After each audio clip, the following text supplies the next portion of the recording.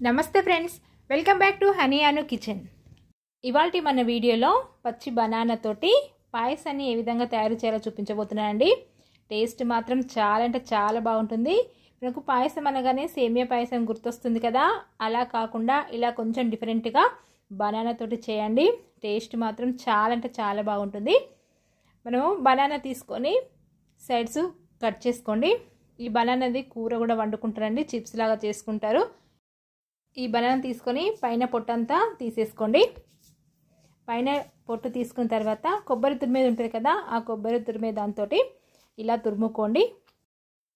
ఇలా తురుముకొని అయినా చేసుకోవచ్చు ఈ పాయసాన్ని, లేదంటే మనకు సగానికి కట్ చేసి పాలల్లో ఉడకబెట్టేసుకొని అయినా చేసుకోవచ్చండి. ఎలా ఈజీ అనిపిస్తే మీరు అలా చేసుకోండి. ఇలా తురిమి చేసుకోవడం వల్ల మనకు ఈ పాయసం అనేది సేమియా లాగా ఉంటుందండి. ఇలా మొత్తం తురుముకొని వెంటనే చేసేసుకోండి. ఎక్కువసేపు ఇలా ఉంచితే నల్లగా అవుతుంది కాబట్టి మనం తురిమిన వెంటనే రెడీ చేసుకోవాలి పాయసాన్ని. స్టవ్ పైన ఒక కడాయి పెట్టేసుకొని ఒక 1 టేబుల్ స్పూన్ వరకు నెయ్యి వేసుకొని, నెయ్యి వేడైన తర్వాత బనానా తురుమును ఇందులో వేసుకొని సన్నని మంట మీదనే ఫ్రై చేసుకోండి. అంటే మనకు పచ్చి వాసన అనేది మొత్తం పోవాలి, అప్పుడే దీని టేస్ట్ అనేది చాలా రుచిగా ఉంటుంది. ఇలా 1 నిమిషము మనము వేయించుకుంటే మనకు కలర్ అనేది చేంజ్ అవుతుంటుంది.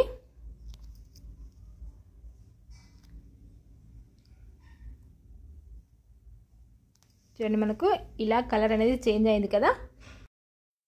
1 కప్పు బనానా తురుముకు 2 కప్పుల వరకు పాలు పోసుకోండి. మీకు ఎక్కువ కొంచెం లూజ్గా కావాలనుకుంటే పాలు అనేది ఎక్కువ కూడా పోసుకోవచ్చు. కొంచెం దగ్గరికి అంటే చిక్కగా కావాలంటే పాలు తక్కువ పోసుకుని సరిపోతుందండి. ఇలా పోసుకొని 1 నిమిషం మరిగించుకోండి. ఇలా మరుగుతుండగానే మరొక కప్పు పాలు పోసుకొని మరి కొద్దిసేపు మరిగించుకోండి. ఇలా మరిగిన తర్వాత మనకు బనానా తురుము మొత్తము ఉడికిపోతుంది కదా. ఇలా దగ్గరికి వచ్చి ఉడికిన తర్వాత మీరు తినే తీపిని బట్టి చక్కెర వేసుకోండి. ఈ చక్కెరకు బదులుగా మీరు బెల్లమైనా కూడా వేసుకోవచ్చండి. ఇలా వేసుకొని మరి కొద్దిసేపు ఉడికించుకోండి. ఇలా ఉడికిన తర్వాత దగ్గరకు వస్తుంది కదా, ఇలా దగ్గరకు వచ్చిన తర్వాత ఇలాచీ పౌడర్ వేసుకొని